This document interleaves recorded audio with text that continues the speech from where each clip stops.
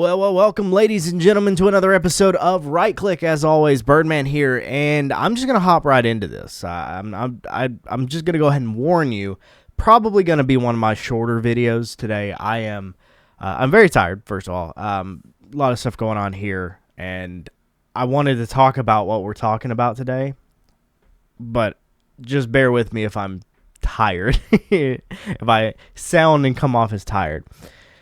I'm like I said, I'm not gonna kill time with this one because this is gonna be pretty succinct, so it's a good topic for today.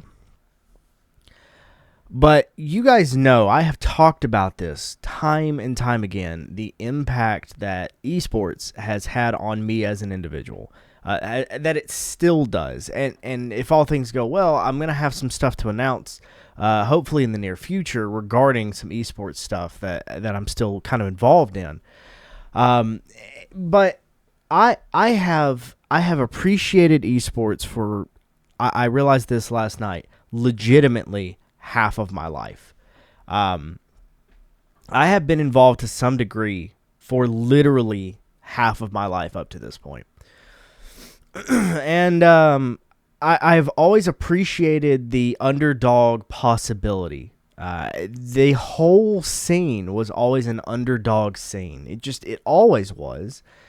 And there's nothing wrong with that. I think that's what's made, especially during the formation and really where things started to grow, I think that's what made it so appealing for a lot of people, is the fact that a lot of people, especially folks who didn't understand it, would look at it and go, oh, you're just wasting your life away. You're spending all these hours on a game, that kind of thing. And then you realize there's millions of dollars that people are playing for, and even the amateur leagues are playing for hundreds of thousands of dollars. And it started out crowdfunding, which means the crowd, the people funded these events because they were so meaningful. Well, here's the reality. The drama of today's day and age, the politics, the social politics, the cultural shift, it follows everything. And with all respect, gaming is one of the, if not the biggest outlet for people in the world. There's a reason why gaming boasts the numbers that it does, that it's the industry that it is. But again, politics and social politics has its tendrils in everything, and sooner rather than later, we're going to see a lot of the things that we saw out there in sports happen here, and so far we are, and that's what we're talking about. I'm going to make a quick reference, especially for those of you who don't follow gaming or esports. You may know the name Riley Green. Riley Green is she was an Olympics level swimmer. She was an extremely high level athlete. I believe she's had some connections with Rightside at some points. Well, she lost a first place advancement or something, and I don't know all the details. I don't recall at this point all the details because her story is long, but she lost to a man cosplaying as a woman in women's swimming. Leah Thomas, I think, is the guy's name. It's not a woman. I'm not going to call it a woman, but she lost to a man who proclaimed to be a woman, and the NCAA grabbed their ankles for it. Let's call it what it is. And that was it. She was completely pushed to the side, and all of her accolades were in that event were stripped because a man decided to say, I'm a woman, and compete as a woman, and they let her. Well, I'm now seeing the same thing happen here in esports. Now, arguably the biggest, if not top 3 biggest esports in the world is a game called CSGO, or Counter-Strike Global Offensive. And it's a 5-on-5 shooter. If you look up Counter-Strike, you will see competition back from the 90s. It's one of the original esports. And it is still arguably the most prominent and most accessible esport out there. CSGO does some amazing stuff on an international scale. You know, I come from Call of Duty, and Call of Duty is very near and dear to me. But as somebody who has lightly competed in CSGO before, CSGO has 10 times the pull that Call of Duty has. It's just the truth. And as of right now, one of the major leagues is called ESL. And ESL, and I'll go ahead and show you right here, ESL, their whole claim to fame is $4 million prize pool. Championships, challengers leagues, very similar to like Call of Duty challengers, where it's like an amateur league and stuff like that. And they have a whole schedule. They got a lot of stuff that they do. They have the pro tours, they have the masters tours. Like there's a lot of stuff going on, but it's millions of dollars for competition, and it's practically year round. I got a buddy who actually competes in this, and it's interesting that I'm having these conversations because in the ESL, there is a women's league. And the Supernova Comets, this team right here, the Supernova Comets, they are a women's team for the ESL. Now, in their last tournament, which granted, this was in May 22nd, I believe. Yeah, actually it is here. May 22nd. This is a women's section, and all 5 of the women's team are they're all transgender women, meaning they're all men. Like, they're all men.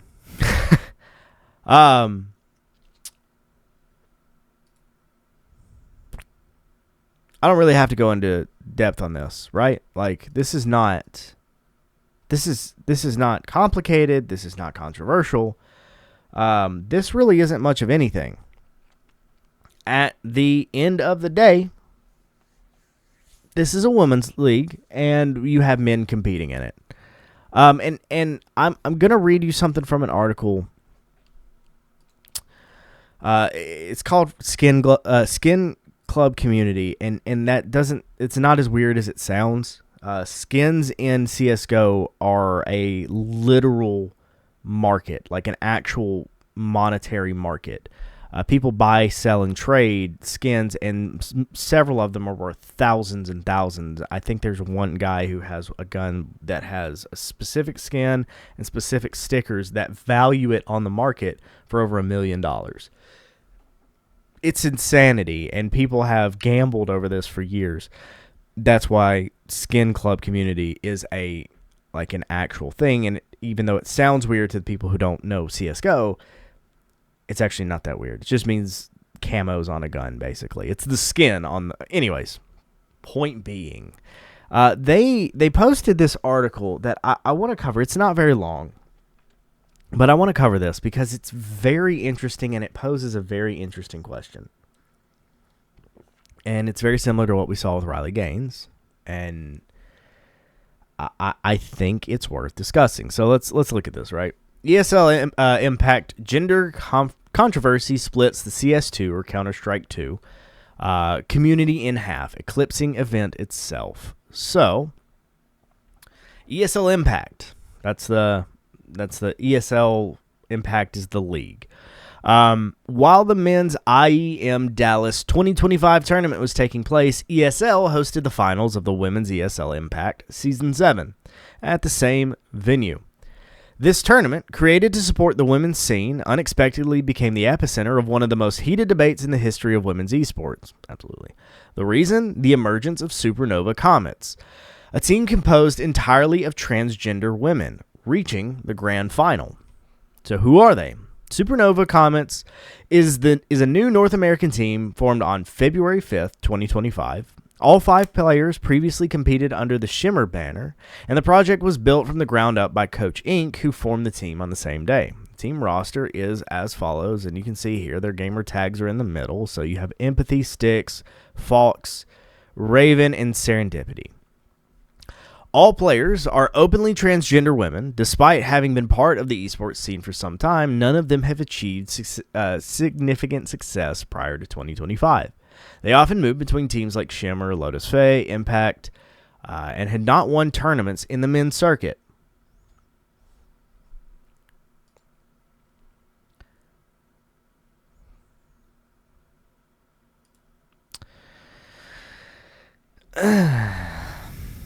However, forming Supernova Comets became a turning point.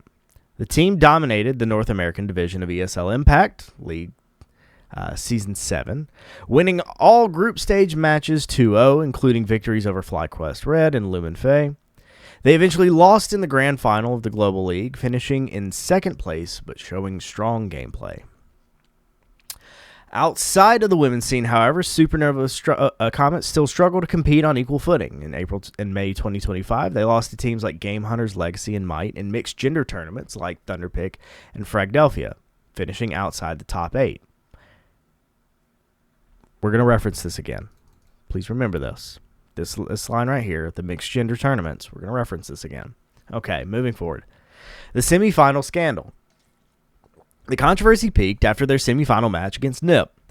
Nato Safix, the coach of the Swedish team, claimed that while he was consoling his players after the loss, members of Supernova Comets mocked them with the phrase, "Welcome to North America." This sparked a wave of criticism and accusations of unsportsmanlike behavior. The incident reignited the debate over the fairness of allowing transgender women to compete in women's leagues. So they talked trash to real women and said, "Welcome to North America," because the North American League teams versus the international teams have always been a big debate in any esport. Moving on. Semler comment. The situation escalated further due to comments made by well-known commentator August Semler Mason on the Revenge of By the Numbers podcast. He stated outright, quote, "Transgender people are not fully women and should not be competing in women's leagues." He referenced Riot Games' policy in Valorant Game Changers where non-binary players are labeled differently. Later, Semler doubled down on social media, reaffirming that he supports protecting the integrity of the women's scene. What does ESL say? ESL Impact League, established in 2021, has officially allowed transgender women to participate from the start, provided their gender identity is documented. There's no requirements regarding hormone therapy or gender reassignment surgery. This policy enabled teams like Supernova Comets to enter, along with many others. This is kind of where some of the conversation comes in. Arguments from both sides against transgender participation. Potential physiological and gameplay advantages retained from competing in men's Counter-Strike. Possibility of exploiting gender identity to enter easier tournaments. That's happened before numerous times. Scandals and unethical behavior following opponents' defeats. Yep. Suggestions to create a separate league for transgender players. Okay. In defense of the transgender players, ESL officially permits transgender women to compete. Supernova Comets didn't win easily. Every match is hard fought. Oh, we are so going to talk about that one. The team aims to show that diversity is strength. The message is one of changing perceptions and promoting inclusivity in esports. They cap it off with this. Where does the inclusion end and unfairness begin? The ESL Impact 2025 controversy highlighted how nuanced and sensitive the topic of inclusion remains in esports. On one hand, there are transgender players seeking recognition and equal opportunity. On the other, concerns about losing fair competition and equal conditions for cisgender women. Both sides raise valid points, but finding a clear answer to who is right isn't easy. Where does the inclusivity end and the fairness begin? The question remains open. What do you think? All right. I want to talk about this right here real quick. I mentioned I would talk about it. Outside of the women's scene, however, Supernova Comets still struggle to compete on equal footing. They lost to teams in mixed gender tournaments like Thunderpick and Fragadelphia. I am going to say this. You already know how I feel about men competing in women's sports. And I'm going to be very honest. I'm tired, and so I'm going to be candid. And if it's rude, I'm sorry. I don't hate you as an individual. If you are transgender and you're seeing this, I hold no hate in my heart. I want to make that very clear. But I am going to say this. Regardless of the situation and what you believe yourself to be, if you were born biologically a man, you have biological advantage. And no matter how much time you spent pumping yourself full of hormones and whatever it may be that you deem to be the correct path and footing for your perceived identity, that is on you. That is not for me to sit here and interpret. However, you still biologically and inarguably have an advantage over women in certain things. There's a reason, I was just having this conversation, there's a reason why there is women's sports and men's sports, and has since the dawn of time. And it's not because of some people want to tag segregation to it, and it's BS. It really is. It has nothing to do with separating people and not having equality and equity and fairness. No, by having separate leagues literally promotes fairness and equality. I don't understand. I do not understand how you can do the mental gymnastics to say, as an individual who was a man, now proclaiming themselves to be a woman, you can claim that all day long, but biologically, what you were to begin with has a biological advantage over women. There, again, the reason why there's a split between men and women's sports, because I love watching softball. My mom was a softball player, and so I grew up watching softball more than I did baseball. Now, I did watch a lot of baseball, but I had a soft spot in my heart for softball because my mom competed even at a higher level. And I find it to be more compelling because the women go out of their way to compete at such a high level in the same but different sport. Let's say again baseball. It's compelling because it's rising to a new challenge, and it's not rising to the challenge to meet men. It has nothing to do with that. It's being the height of competitiveness with who they are.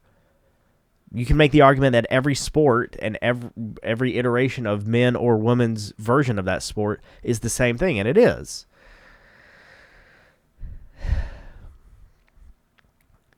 If we're seriously going to have this garbage conversation, we have to understand two things. One, there is an advantage.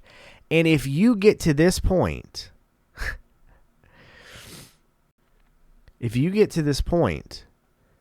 you've lost you've lost what you are shooting for.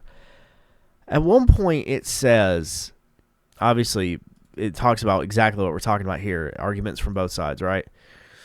There has been cases of exploiting gender identity to do this, but here's the thing that I don't even remember where it's at in this. It's yeah, none of them achieve success in the men's league. And then it says they have been having yeah, right here. Supernova Comets don't win easily. Every match is hard fought. Well, this paints the entire picture, right? This is the same picture that Riley Gaines was painting to Leah Thomas. You are a very subpar individual in your sport when you were playing with your biological sex. When you decided, well, I'm putting on a dress, and you started to play for this, then you became somebody good. No. What you did was, as a man, take advantage of biological advantages and exploit women. They're literally 5 dudes exploiting women. And no matter what they say they are, what they really are still men. This BS is in esports now. And it's garbage. It's absolute trash. And here's the funny thing. Talking about the mixed gender tournaments, this is where this should be allowed. Because if the entire idea is mixed gender, either man or woman, and they can play together, it's co-ed, who gives a rat's rear in what you call yourself if it doesn't matter in a mixed gender tournament? That is where that allowance should be. Or, like it says, maybe we should create a separate league for transgender players. It's not going away, but let's retain some sensibility, some attachment to reality, and do something proper about it. In my opinion, mixed gender tournaments are where they should be. I am stunned that we are at the point where we're having this conversation. We've seen it with Riley Gaines. I'm very curious to see if this gains traction, because this is a big deal, and I have been seeing this happen in COD lately. I saw a very subpar player all of a sudden come out as transgender, join the women's league, and then single-handedly carry a team of women to great success. And I'm not trying to demean these women, because the women's league is very entertaining, because they play COD differently. It's just straight up. It's the same reason why I used to love watching like the Spanish teams and stuff like that, because they played the game differently. It's the same fundamental thing. Well, this dude came in, put on a dress, and said, "Hey, I'm playing for the women's league," and he cleaned house. And most of these women who were playing had not been playing very long. This dude had been doing it his whole life. We got to keep this stuff out of sports. We got to keep this stuff out of esports. We got to keep this stuff grounded in reality. But I'm going to leave it at that. I'm very curious to see how this progresses, because this happened within the last week. So it'll be interesting to see where this goes. But I'm going to leave it there. I appreciate you all watching. As always, Birdman here. Reach out to us. We want to hear what you have to say. Reach out to us on the contact page, or birdman@rightside.media.org. This isn't going anywhere, but that also means we can't. Simple as that. So I appreciate it. I'll see you guys in the next one. Hopefully I have some updates. If what I think is on the horizon is actually on the horizon, I will be very excited, and probably will cut in with some new videos and stuff like that. So anyways, thank you all for watching. I'll see you guys next week. Go check out all our other stuff at rightside.media.org. Birdman here, as always. Have a wonderful day.